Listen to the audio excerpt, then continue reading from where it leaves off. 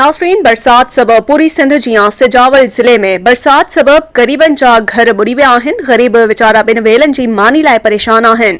वधीक तफ़सील ॿुधाए रहियो आहे सोशल वर्कर सरदार अली लाखो। जी सरदार, छा तफ़सील आहिनि सिजावल ज़िले जा? पूरे पाकिस्तान में बरसात जो सिलसिलो जारी है। सिंध में भी बरसात मतलब सिंध चौथे स्केल की बरसात सिंध में हले पई। इन बरसात के नुक़सान के ॾिसिजे त रिसेंटली सब को घणा माण्हू मुतासिर थिया सजावल जा।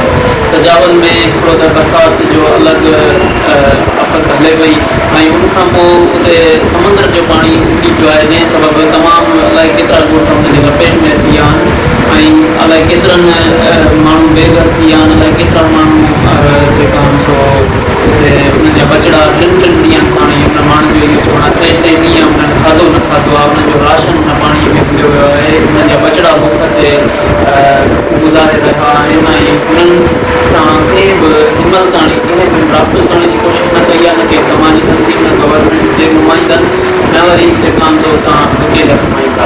हू हिनमहिल बेयारो मददगार उते आसमान हेठि वेठल आहिनि ऐं हू उनजो माल जानवर मरनि पिया।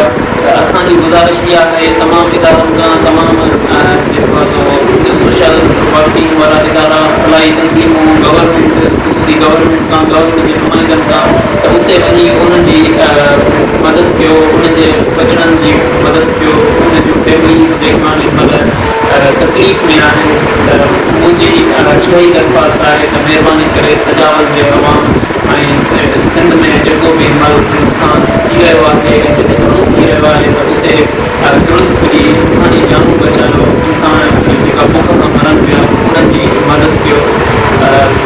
असां सभु 14 अगस्त जे ॾींहं ते अलाए केतिरा अरब रुपया ख़र्च थिया, करोड़े रुपया ख़र्च थिया, पर हीअ बि हिकिड़ा पाकिस्तानी आहिनि।